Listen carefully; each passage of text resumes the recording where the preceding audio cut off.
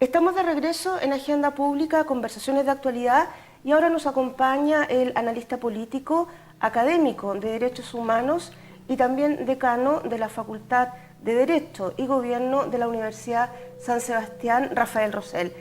Rafael, bienvenido y muy gracias por aceptar nuestra invitación. Muchas gracias a ustedes por la invitación.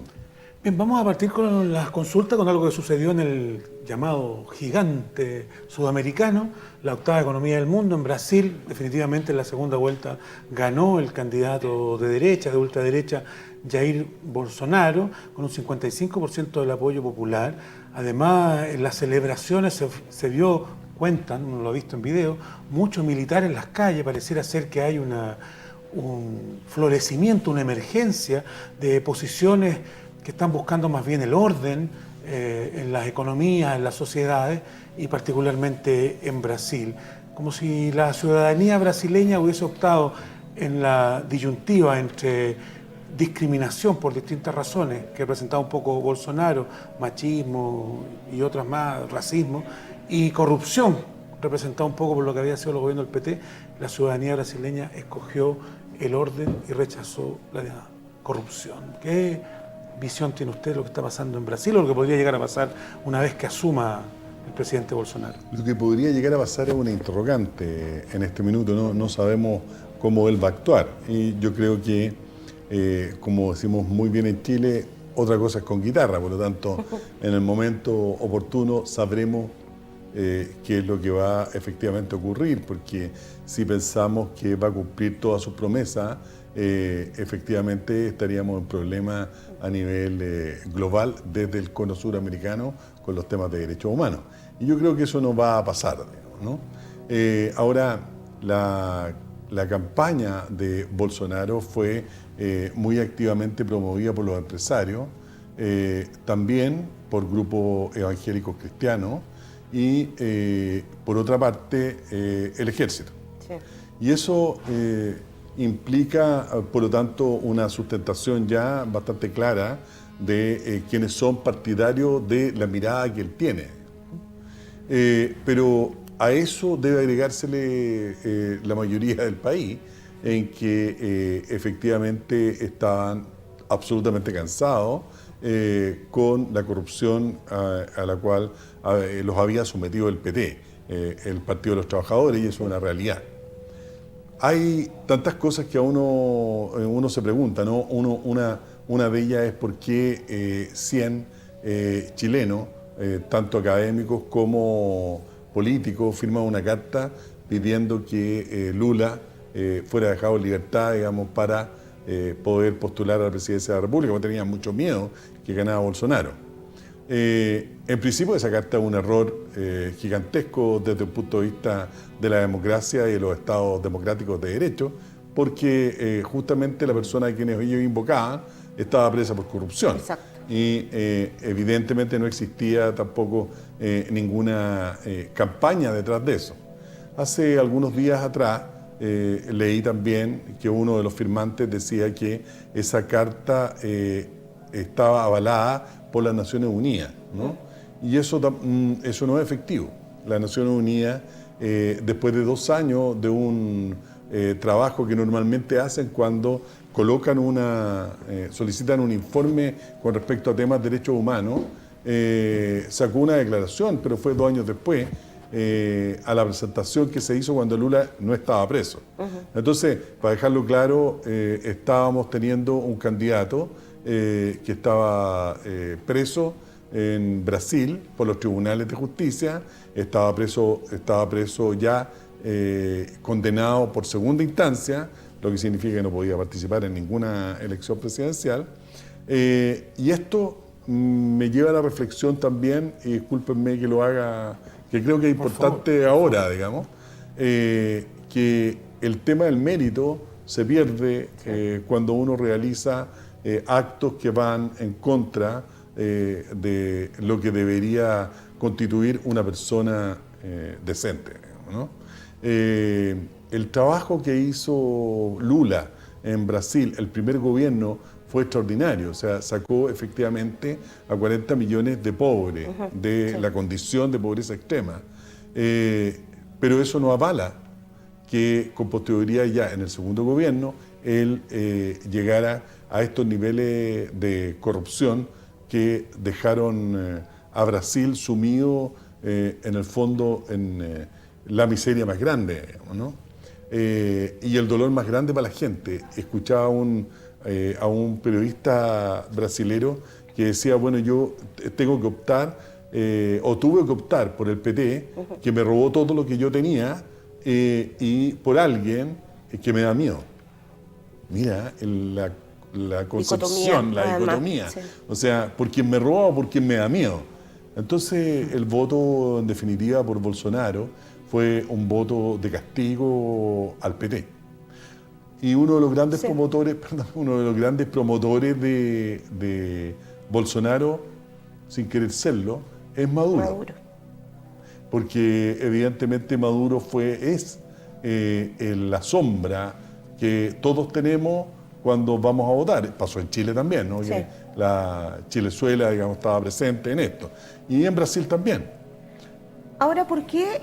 ¿Cuál podría ser la razón para que Bolsonaro decidiera el primer país que va a recorrer dentro de América Latina es Chile? De alguna manera, los radares pueden haber estado puestos tras la visita que hizo Jacqueline Van Rysselberghe y José Antonio Kast a verlo días antes de la elección.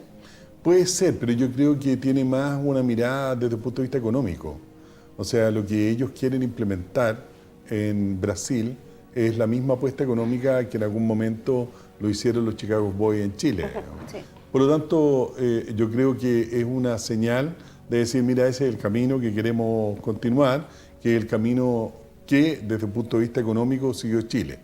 Ahora, es evidente que tiene afinidades políticas, es evidente que los dos que usted nombra, porque fue Kast después, lo fueron a visitar, y él debe estar pensando también que hay personas que concuerdan con su mirada, pero yo creo que es más bien en la perspectiva de cómo afianzar el lazo desde el punto de vista económico, porque Brasil está quebrado.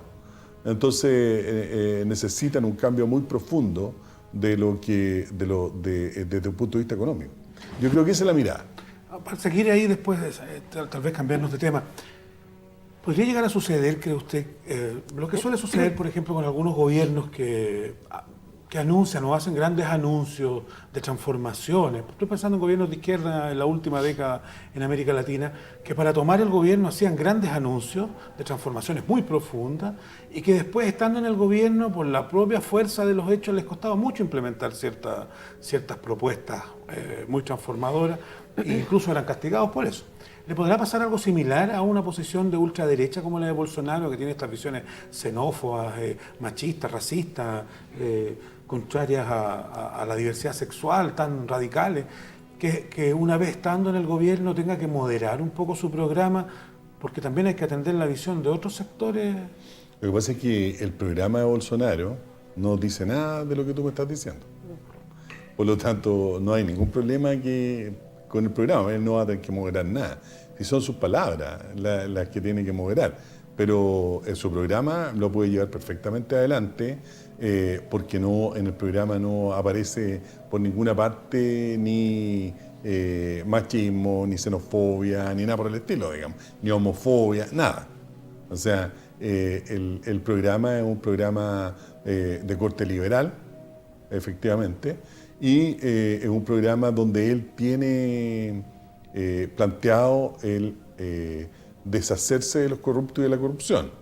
Para eso no va a necesitar la violencia, sino que basta con realizar las acciones judiciales correspondientes. Sin embargo, en el programa hay dos puntos que distintos analistas han reparado y en ese sentido han planteado ciertos cuestionamientos, ciertas críticas. La primera, que tiene que ver en el aspecto de seguridad, que él propone reducir la mayoría de edad a 17 años, ¿cierto? Y aprobar lo que es la castración química en el caso de las violaciones. Y por otro lado, que quiere eliminar el Foro de Sao Paulo. ¿Cuál es su opinión respecto de estos dos temas que ya están levantando bastante polémica? La eliminación del Foro de Sao Paulo a mí me parece estupenda. Y muchos lo aplauden, sí. Yo soy uno que le aplaudo, porque creo que el Foro de Sao Paulo no cooperó absolutamente nada para el desarrollo de nuestras democracias de Latinoamérica. Y vemos quiénes están ahí, ¿no? y cómo se juntaban y a qué se juntaban. Bueno, perdón, muchos del Entonces, Frente Amplio son acérrimos defensores del Foro de Sao Paulo. Sí. Me parece muy bien, como también son defensores de Nicaragua, ¿no es cierto? Y lo que está haciendo Ortega allí. De Venezuela. Y lo que está haciendo Maduro. En Venezuela. Mira, nosotros tenemos... Es tan dramática esta situación que está viviendo, por ejemplo, Venezuela. No me quiero decir del tema, pero es tan dramático la situación de Venezuela. Nosotros tenemos un profesor en la facultad que es un juez constitucional de exiliado en Chile, está asilado en Chile. Antes de poder entrar a la embajada chilena, le sacaron la uña de los pies, lo torturaron. De eso estamos hablando del socialismo del siglo XXI, por favor. Entonces, esta cantidad, yo estuve ahora hace poquitito en Colombia, la cantidad de desplazados de Venezuela se van caminando, porque ahora tenemos una segunda o tercera ola migratoria. La primera ola que nosotros recibimos es de alto nivel desde el punto de vista cultural, es una muy buena ola. Pero hoy día ya está viniendo los que no pudieron salir antes, sí, y están saliendo desde allí caminando. O sea, yo los vi en Bogotá, gente que está en carpa en Bogotá, en un lugar donde llegan los microbuses, y los tienen allí, y los colombianos les van a llevar alimentos, ropa. O sea, creo que lo que está viviendo Venezuela es la peor crisis humanitaria que ha tenido América Latina en su historia. Es terrible lo que está ocurriendo en Nicaragua, sí, la cantidad de muertos que hay. Entonces, si ustedes me dicen que los valores que está fomentando el Foro de Sao Paulo son eso, yo no quiero que esté el Foro de Sao Paulo, digamos. No pueden irse a otra instancia a conversar, pero evidentemente... Ya que estamos en América Latina... Y quizás con las mismas condiciones de rechazo popular a la corrupción, lleva la victoria en México, que es el otro gigante en Sudamérica, a un dirigente político como Andrés Manuel López Obrador, que pareciera ser que políticamente es exactamente el polo opuesto de Bolsonaro en Brasil. Y por las mismas condiciones, y también por una crisis humanitaria enorme en México, que yo nunca he visto que coloquen tanta tensión como colocan en Venezuela y en Nicaragua, por la situación que vive, por ejemplo, Ciudad Juárez, con la cantidad de muertos, con la cantidad de periodistas asesinados. ¿Por qué con Nicaragua tenemos una vara y con México pareciera que tenemos otra distinta? Porque, o sea, eso es lo dramático de todas estas situaciones. Lo que está pasando en México, en Ciudad Juárez y toda esta zona que están en la frontera, es que el narcotráfico se desplaza desde Colombia hacia México. Entonces, los narcotraficantes están en dos partes, que les conviene siempre, ¿no? Donde se produce la droga o donde se vende la droga. Se distribuye, claro. Donde se distribuye. Entonces, cuando apretaron Colombia, todos se fueron hacia donde vendían, donde estaban comprando la droga. Sí. Que los que compran la droga son los norteamericanos, es una cuestión real, digamos, y tampoco hay que ser muy genio para eso. Había un viejo chiste que aparecía un mexicano, está en la frontera, y un norteamericano le gritaba al mexicano traficante, y el otro le gritaba de vuelta drogadicto. Bueno, eso es. Yo estuve hace como un año. Estuve hace como un año en Chihuahua. Voy a hacer stand-up comedy. Sí, exactamente. Oye, y era bien impresionante ver los periódicos de Ciudad Juárez cuando ellos señalaban estadísticamente que estaban muy contentos porque de 300 habían bajado a 100 muertos mensuales. Es dramático, es terrible, efectivamente. Sí. Pero yo creo que la connotación que tiene eso es una connotación diferente, porque allí está mezclado con el tema del narcotráfico y con la gran cantidad de mafias de la droga, digamos, que están funcionando en la frontera norteamericana. Por eso por eso no tiene la fuerza que tiene esta amenaza humanitaria, ¿no es cierto?, como la tiene en Venezuela, ¿no? allá la cantidad de carteles de la droga están en lucha permanente con la policía o con el ejército mexicano. Vamos a cambiar a propósito de asesinatos terribles. Medio Oriente. Nos enteramos hace poco, yo no sé cuánto nos pega directamente a los chilenos, estamos tan lejos de estas cosas, si es necesario importarlas. Parto diciendo eso, que a veces los medios nos marcan un poco la agenda, los medios internacionales. Pero es un caso horrible, como ha habido muchos en Medio Oriente. En una embajada, un periodista saudí que estaba radicado en Estados Unidos, originalmente habían dicho que ya tenía nacionalidad norteamericana, pero todavía no, ingresa a solicitar un papeleo, unos documentos para poder casarse, y desaparece, y todo se dice que hay un número importante de saudíes que viajan a esta embajada y lo asesinan, lo descuartizan, lo hacen prácticamente desaparecer. 18 saudíes. ¿Qué va a suceder? Porque Estados Unidos está tensionado Medio Oriente. Bueno, quiero partir primero por decirte que esto que está ocurriendo allá nos toca en Chile igual. Qué bueno, ya. Y lo que pasa en Medio Oriente nos toca a todos nosotros. ¿De qué manera? Explíquenos. Hay diversas fórmulas, ¿no? O diversas maneras en que nos toca. Nos toca desde el punto de vista económico, nos toca desde el punto de vista de los valores.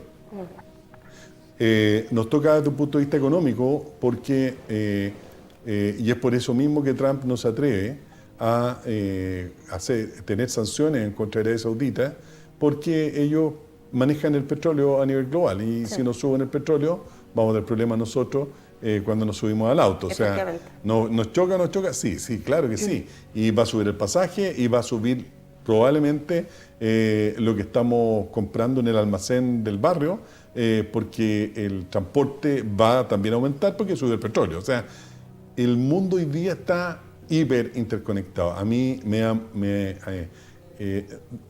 produce una sensación muchas veces de tristeza en que la prensa nacional no asuma el mundo global que estamos viviendo y nos demos cuenta que un movimiento allá produce movimiento acá. Sí. ¿Y por qué pasa eso? ¿Por qué Estados Unidos no se atreve, aparte de que puedan mover el petróleo? Porque Arabia Saudita, que es un país sunita, wahabita, está en constante lucha hegemónica en contra de Irán, que es un país musulmán chiita. Y entonces, para los telespectadores que entendamos esto, el Islam es uno solo, ¿no? Y que nace en el 600 con el profeta Mahoma. Y es una religión monoteísta, sí, como la religión cristiana o como la religión judía. Pero el Islam está hoy día en una época que yo considero bastante oscurantista por estas luchas internas que tiene. Y entonces el Islam se divide en dos en un comienzo. Uno, el Islam sunita, y otro, el Islam chiita. Cuando fallece el profeta Mahoma en el año 630, él tenía en su mente que iba a ser su sucesor, era Ali, era casado con su hija, Fátima. Pero un movimiento interno dentro de la agrupación que queda a la muerte del profeta, decían que no sea Ali, sino que sea otra persona, porque ellos entendían que el Islam debería transmitirse por sabiduría y no por herencia. Entonces, hay tres califas antes que llega Ali al poder. Él llega, es el cuarto califa, pero es muerto, asesinado por los sunitas al año que él está en el poder. Entonces, desde ese momento hasta el día de hoy, hay una separación profunda entre los sunitas y los chiitas. Rafael, ¿cómo evalúa la actuación que ha tenido en general la comunidad internacional respecto de las distintas desapariciones y muertes de periodistas, ¿cierto?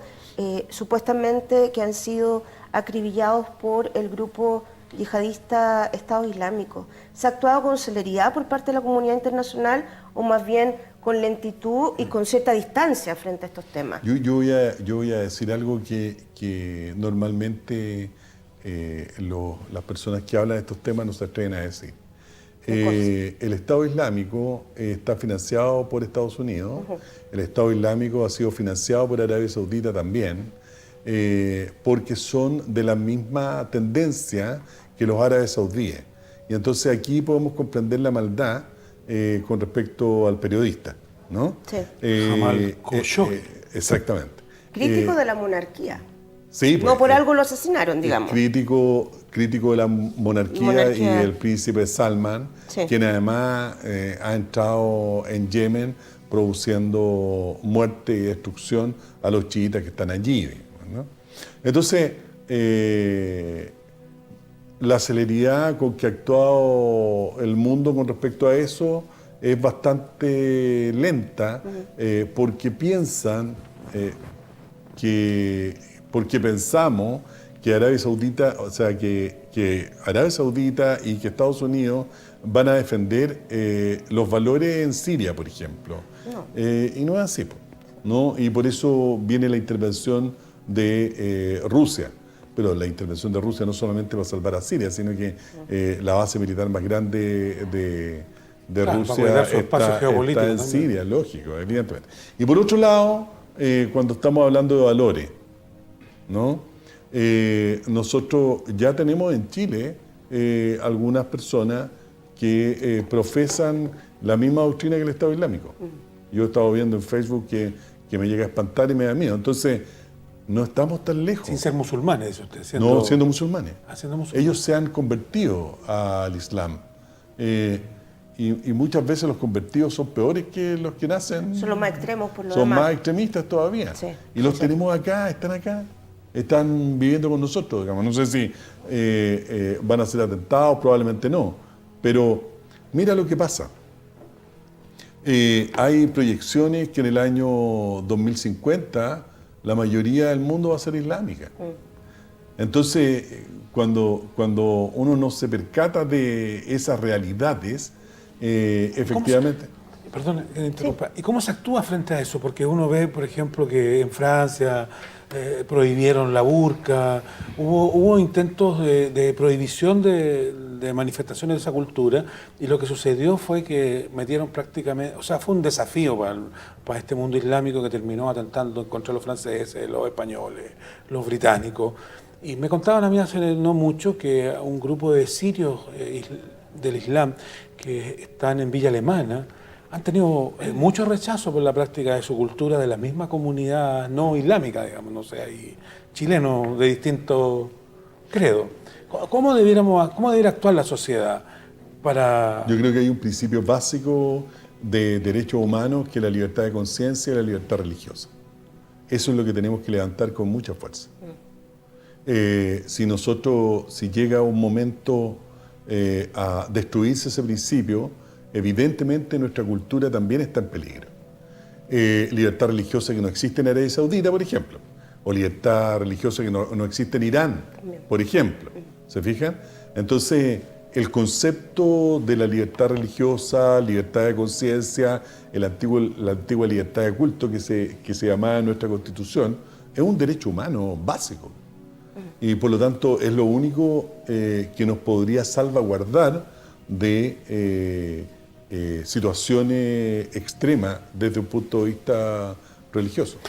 ¿Y la religión? Sí. Estamos en ese mismo tema. ¿Y la religión, la práctica de la religión, debiera ser, como creen algunos, una manifestación privada? ¿O es legítimo que esa manifestación religiosa, que es personal, familiar, también sea una manifestación pública? Yo creo que la manifestación religiosa, para que podamos cumplir con los básicos principios de un derecho humano, debe ser pública también. Y yo tengo el derecho a reunirme con quien quiera para poder celebrar mi culto, si es necesario, ¿no? Y no tiene por qué ser una manifestación privada, si es parte de la naturaleza de los seres humanos, la propia religiosidad. Sí. Rafael, volviendo un poco y retomando el tema de los periodistas, ¿usted cree que los profesionales, este tipo particular de profesionales, se han convertido en destinatarios directos de la violencia islámica? Y en relación a eso, quiero leer lo siguiente. El Comité para la Protección de los Periodistas, la sigla CPJ, informó que más del 50% de los periodistas muertos solo en 2016 trabajaban en Oriente Medio. En febrero de este año, el mismo comité dio cuenta que en los últimos 25 años fueron víctimas de homicidio al menos 1.885 trabajadores de medios. ¿Qué está pasando? ¿Cómo uno se explica esa cifra? Está pasando ¿Por qué tanto miedo a los periodistas, al final de cuentas, en países de Medio Oriente? Lo vemos también en América Latina en algunos casos, digamos. No solo en los países del Medio Oriente. Sí, en América Latina también. En Arabia Saudita, antes de la muerte de este último periodista, ya habían muerto 14. Pero nadie había dicho nada a nivel mundial. Esto tuvo una cierta connotación, porque hay una persona que entra a un consulado y después no sale nunca más. Entonces, lo horroroso de la muerte. Hay una cosa así. Sí. Pero yo te digo que los periodistas en términos generales hoy día están, los periodistas buenos, digamos, están... No, hablo de ustedes también. Habla por están siendo criticados o en la mira, ¿no? Y voy a señalarles una cosa, que es lo que pasa también en nuestro país. En los temas... y lo que pasó en Brasil también, a propósito de Bolsonaro. Hoy día tenemos varios aspectos que nos permiten apreciar la corrupción a nivel global o nacional. Uno de ellos es los medios de comunicación, pero son los medios de comunicación, las redes sociales, primero. Las redes sociales te amplifican en forma increíble todo lo que está ocurriendo en todas partes. Segundo, los periodistas que están trabajando en los medios de investigación. Ellos están destapando situaciones que los medios digitales amplifican, y las redes sociales más aún. Y en tercer lugar, tenemos una sociedad civil empoderada como nunca antes en la historia de la humanidad. Entonces, todos los casos de corrupción que estamos viendo hoy día son producto también del trabajo de periodistas muy decentes. Entonces, yo creo que están en la mira. Sí, pues efectivamente. Y lamentablemente. Le queremos agradecer entonces que haya estado con nosotros. Esperamos tenerlo nuevamente por aquí. Siempre hay temas interesantes. Y sobre todo los temas de Oriente Medio son muy interesantes de escudriñar. Y pocos conocidos en general para la ciudadanía. Rafael Rosell, el decano de la Facultad de Derecho y Gobierno de la Universidad San Sebastián, le damos las gracias por habernos acompañado en esta jornada. Y hacemos nosotros la mención, uno y uno. Recuerden que todas las entrevistas de Agenda Pública las puede ver en el primer sitio social de América Latina, que es www.elminuto.cl. Y nuestra segunda mención. Sí, por cierto, que nos acompaña todas las semanas, la peluquería Sumul. Usted se sabe mejor la dirección que yo. Sí, ubicada en José Manuel Infante 962 y con su estilista Leonor Manqueo Barra. Nos reencontramos la próxima semana y que estén muy bien. Chao, chao. Gracias.